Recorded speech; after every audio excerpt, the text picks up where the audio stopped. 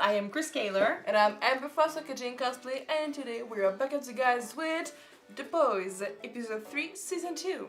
What happened last episode? We met Kimiko's brother. We found Kimiko's brother. There was a lot of Japanese that we did not understand because we had no subtitles. Damn subtitles. Unfortunately, but we've been told ever since, what actually happened in the conversation. So there's that. He doesn't want to help Kimiko at all, and she doesn't want to help him. So they had to stop him, and now he's unconscious and tied up somewhere. And they brought in, the boys have him. So there's that. Butcher opened up a little bit about what was going on in his head and what happened to him. He told them about Becca. Yep. And now I mean, his previous way of handling the boys, it was not gonna go this time, So they asked for answers. Yeah, no more do as I say and don't ask question about it. Yeah. So he made a deal with Marjorie, that's her name? I know, I keep forgetting her name. Is it? The boss of the boys. The blonde woman, yeah. Yeah. And he made a deal with her, and if they bring her the terrorist, which is Kimiko's brother, she will find Becca for him. So that's gonna be a problem. We will see what happens. Aside from that, what else? So we have a member of the Seven, Stormfront, who basically controls electricity, and she is not giving a shit about companies and corporates and answers that she's supposed to give or anything. So that's a change. She has a huge personality. She doesn't believe that Starlight wants to be like her, but Starlight is like, I know too much about this company. Like, this is dangerous, so I wish I could say what you're saying, but I can't. She doesn't know that side of the company yet, so yeah. And Starlight has Compound V. She managed to steal some Compound V, so that could lead to something. We will see. So yeah, did I forget anything? No, that's been pretty much that's it. The Deep is talking to his gills. Again. Having a moment. And that's pretty much it. So I say we jump in this episode and see what happens. Alright. Let's go.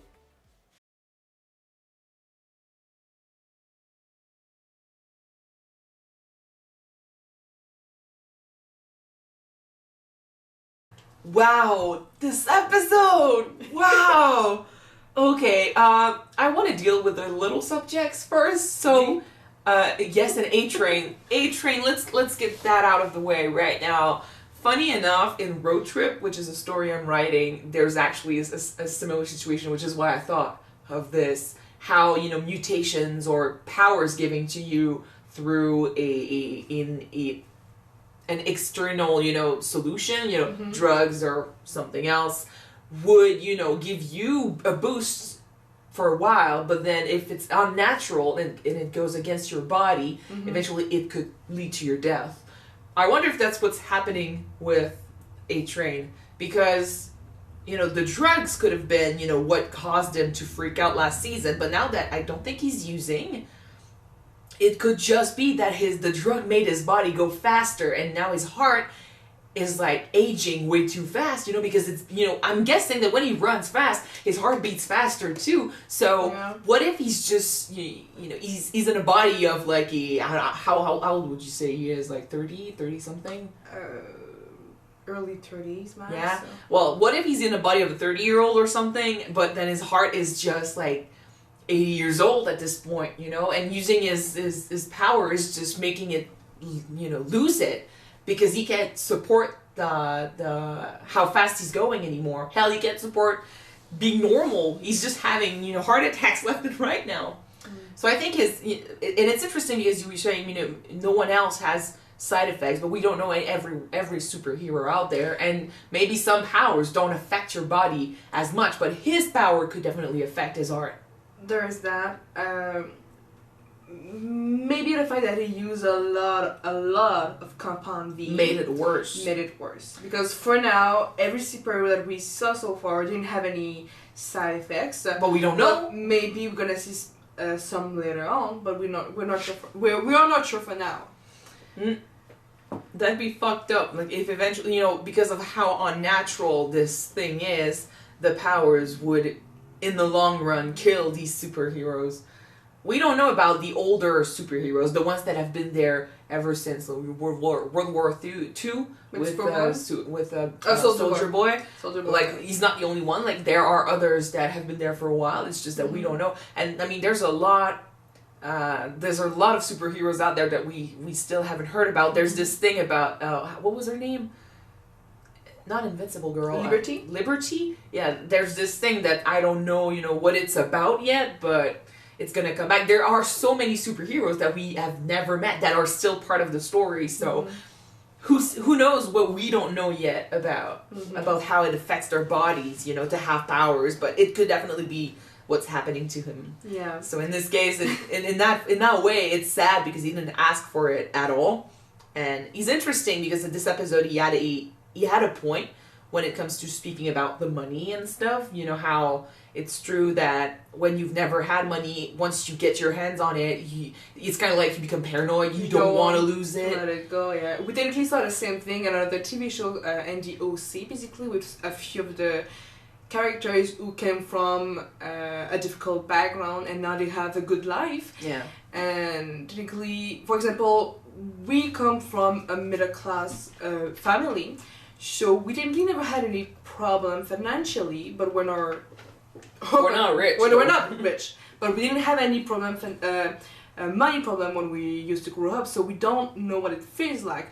But for someone who came from a poor background, who had difficult growing up because they didn't have much, have to struggle to eat, and to now be at the top and to don't have to think about that problem, to not have worries about that, is, how can I say that? We understand, it's like it's liberating. So I get why he's paranoid and he wants to keep it as much as he does. Well, unfortunately, the whole concept of superheroes in this show is about being a celebrity. Yeah. He wants to be a celebrity. He doesn't want to be a superhero. That's the difference. If he wants to be a celebrity, I would say be a celebrity through something else then, just Vought doesn't have to be a part of it. If that's what you want, be true about yourself, be true about what you do, start going to schools and start talking about your experiences and where you come from. Just separate yourself from Vought and still try to make it on your own, because the fame you get with Vought also forces you to do stuff that are pretty bad, and they're the ones that put you in this situation to begin with. There's that, but he needs to rely on them to technically live. Well, live because of the money? No. If it's worse for him to go back to where he used to be with no fame, no name, no nothing, well, he needs to find a way to create his own thing and to be self-sufficient. That's exactly what I just said. But in any case, I think that he needs to realize what actually matters. We said it, and Starlight said it too, that's money is not everything. Very true. But being a superhero is not about the money. That's what he needs to realize. There are things that matter most, and for that he needs to talk about this. He needs to look inside himself and deal with his issues. He needs to join the church just like the D. No, please no. In any case, but that makes me think of Homelander's speech about I think Homelander doesn't like Vought. I think he thought he owned Vought, and then because of Stan's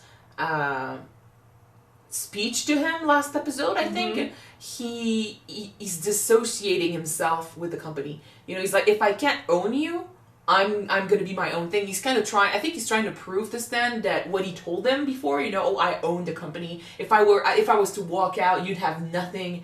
I think he's trying to prove that to him. He's like trying to prove that he can still stand on his own and still keep his followers, even if he dissociates with the company. Unfortunately, because I don't like to agree with Homelander, what he said was a little bit true. Even though the way they became superheroes was wrong, it doesn't change.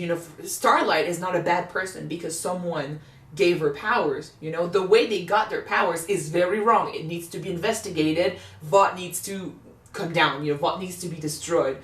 But then the superheroes won't disappear because Vought is not there anymore. If a person with a power has it, I would say make the most of it and try to do good things with that power. Not like fucking Stormfront, but still, I would say use your powers for good. Like, it doesn't change that you can still be a superhero. There are superheroes out there who are not with Vought. So Vought the company needs to come down, but it doesn't change that these guys are superheroes. They have the power to do good things. So in that way, Homelander was right. I think his speech meant more than that. Like, I think, like I said, it meant that he wanted to take down Stan Edgar. He wanted to prove it to him that he was better and bigger than Vought. We will see. I think he's also feeling, you know, the whole family situation is fucked up, and his son is rejecting him, and he doesn't connect with him, and I think it is hurting him. He just doesn't understand why. To process it, you know? He doesn't understand why it's going so bad. Because he doesn't understand human emotions. The only thing that he knew, that he knows, is being raised in a lab and being a superhero. Yeah. So when he tried to parent his kid, parent his son, well, he tried to teach him to be a superhero by how people taught him to be a superhero. You push them from the rooftop or something like that. You have these powers, now use them. Yeah. He's not human in that way, which is why his son is so different, because his son uses his powers for something that is linked to his emotions, because he's scared, because he wants to protect his mom, you know, which makes me both, you know, sad and scared about what might happen in the future, because what if Homelander really wants to push his son and then he tries to threaten the mom? Like, I wouldn't be surprised if he kills the mom. Well, that's the thing. I wouldn't be surprised if he used her to have his son do stuff with his powers. I hope he doesn't, but we'll see. The whole thing, though, like, from his point of view, is sad because he doesn't understand why his son rejects him this way. But then he turns around and goes to Maeve and wants to have someone. He was emotional. He was crying or almost crying when he went to her. But then he turns into such a paranoid, possessive asshole because he's so scared of losing the only person he thinks connects with him, you know? Because he doesn't have connections with people, the ones that he can have his hand on, he tries to keep by being possessive, paranoid, and he's forcing them to do this. It's not good. I don't want to... In a way, it technically reminds me of A-Train when he was talking about the money, you know? Well, for him, it's trying to lose what he wants to have, you know. For him, it's human connections. For A-Train, it's security, financial security, and just security as a whole. Mm-hmm. So and the deep is self-acceptance. So many of them have problems, and so many of them, we can't explain where they come from and all. In a way, that's why we can say that, okay, well, Homelander is worse than the Deep in a way, but then he comes from a lab, so we understand. The one I can't understand right now is Stormfront, because unless she grew up in a fucking lab, that does not excuse, and even if she grew up in a fucking lab, that doesn't excuse looking someone in the eye because you enjoy suffering and killing people. It's Homelander to a next level. I do believe that she might be a psychopath. Yeah, Homelander killed people before and loves to show that he's better, bigger, stronger. I don't think we've ever seen him enjoy suffering like that. And like I said, he has an excuse. She doesn't. She killed innocents without, and he basically killed all these people. He let these people to die in the plane in season 1, but he didn't do this on, because he had nothing else to do. He did this because, he couldn't find a way to save them in the end. Like, he just doesn't connect with people. But she finds this attractive. She likes killing. She likes death. She likes suffering. It's fucked up. There was one comment, I think, first episode or second episode in this season, someone was saying, let me try to quote this, reactors loving Stormfront gives me life. And I was like, oh, like this, so that's cool. We like the character. I get why you said that now. Jesus Christ. Well, and she doesn't give a shit. Even with that, she's still an interesting character to analyze. See and to analyze, yeah. I wonder what that's gonna do. I do love her power though. Her power is pretty dope, to be honest. I wonder but if her personality is just creepy as fudge. I'd like Homelander to go against her, honestly. I mean, even if it's for the I wrong think reasons. even him, I think that she's too much, you know? Well, I don't know. I don't know. Or maybe gonna think that she's just perfect. Because they think technically alike. Yeah. Homelander's brutality can be explained by a lack of understanding of human emotions. That doesn't, hopefully that doesn't mean that he can't change in the long run. I mean, even if it was for the wrong reasons, even if you went after her because she's stealing the spotlight, that'd be interesting. Although I do want Kimiko to get her revenge because R.I.P. brother. I don't think there's a part of me that's like, at least now it's dealt with. You know, at least now we don't have to. Not that I wanted him to die, but now we don't have to wonder what we would have done with him because he was not gonna stay. As sad as it is, yeah.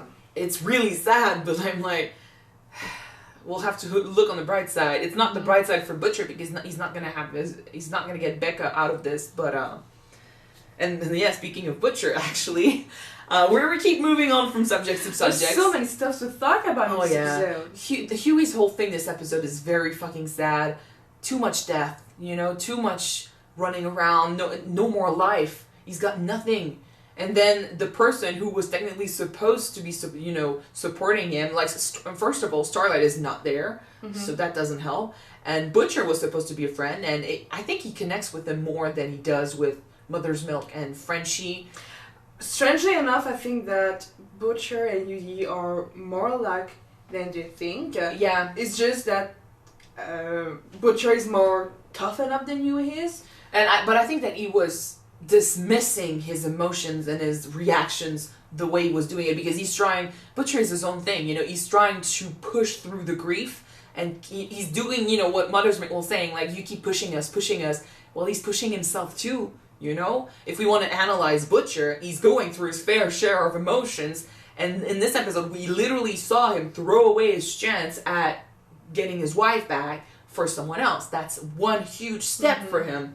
And it's important, and I like that Hughie took his end in the end because, like I said, I think they connect more than he and the others, Hughie and the others. Well, just like Mother's Milk compared Hughie to the canary, and if you don't know that story, miners used to bring canary in the mine. Yeah. And when the canary dies, because you got toxic gas in the mines, you need to get out because they're too far down. You're too deep in the mines. In a way, it's true that Hughie could bring the humanity in Butcher, whereas Butcher also brought the confidence in Hughie. They complete each other very well, and Butcher is like a mentor or an older brother to Hughie, I think. A weird uncle. Yeah, a weird uncle. Yeah. So I think that was important for him to be accepted by Butcher and for Butcher to make an effort that was accepting. Because that's the thing. That's why he kept rejecting Butcher, because Butcher uses him.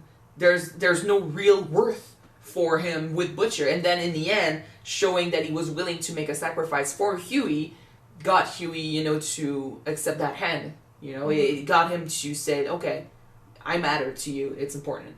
I think that's what he needed to hear, needed to see, and needed to understand. I don't know what that's going to do for Becca, but at least now they can do it as a team. Yeah. I'd like to talk really fast about the deep. First of all, that was pretty awesome what he did in the ocean. Not with the whale, though. Yeah, not that whale Not part. with the whale. Oh my god. But I just want to say that it is really good of him to try to make amends. To become a new person. Unfortunately, you cannot decide if the people are going to forgive you for what you did. Well, he wasn't angry. He was not being angry. He was not, forcing her or anything. He was saying it was going to take time, and he was offering a way to move forward. Like I said, he has a right to apologize, and she has a right to refuse the apology. That's one thing. You can change and you can move on and become a better person. That doesn't mean that she wants to stay with you and work with you or anything. I think that by the end of this, Vought is going to be destroyed and the 7 won't be anymore, so I don't even know if this is going to matter. I don't think he wants to go back to the Seven. Not the way like Homelander was being toxic about his gills. He's never going to be accepted as a member, or he's never going to be happy as a member of the Seven, because image is everything to this company, and for him, image is an issue. So I don't think he would be happy with the Seven ever. And he was saying it, you know, there's a lot of people in there trying to say stuff about how they feel, and no one is listening. I'm like, even the deep with the church thing, they're not listening to what he truly wants. He was saying, I don't think I'd like to go back. And they're like, no, that's what you want. Maybe not. Like I said before, now that they have these abilities, they can definitely do the right thing without being part of VOD, because VOD needs to go down. They don't have to go down if they are good people doing the right thing. Stormfront needs to go down. At least, like, that's gonna take one hell of a backstory for me to even accept what she did this episode. Before I continue, I didn't say it earlier, but when the dude was talking about when he was 9 years old and he used to hear the begging and from all the ocean, from all the fish and the golden fish and the mammals from the ocean. Unfortunately, we live in a world where humans do not take in consideration animals' feelings, animals' life, fish, lobster. Well, not just animals. Well, just any other type of animals. For us, they are food. For many of us, they are food. They are playthings. They are just something that they are below us. So I really feel sorry for him that he has to hear everything that they think. But that's the thing. Feels. He gets to hear an entire species that cannot be heard and cannot change what they're going through. So he is an observer to something that he wishes he could change, but then if he does that, that makes him the odd man out, and that makes him part of the outcasts, which is something he doesn't want, because he's also different. He's already an outcast and he wants to fight this. So yeah, he's at odds with himself, and that's especially for a kid, that would have been horrible. And especially since this is suffering he was going through, and he was being told that this was a gift and this was, you know, a miracle and this was great. But then he feels bad about this and it's not great, and he's like, what do I say to this? Nothing, because no one understands. So yeah, I love that the Deep has been a comedic relief in the show for so long now, and every time we see him, every time it gets serious, there's always a good laugh, you know, and not far behind. But then when it gets real, it gets real, you know. I never expected us to eventually defend him the way we did. Again, it was quick, but it was there. But yeah, things change in this show, I guess. When you've got a main cast full of bad characters, bad villains, I guess eventually you start rooting for the villains. Eventually. Anyway, so that was a really good episode. A lot happened. Hopefully you enjoyed the reaction. If you want to see the next episode right away, it will be on Patreon soon. You can check it out if you want. The link is in the description. And if you don't, you can wait for the next one to be out on YouTube, which will be next week. So we're gonna see you then, guys. Bye!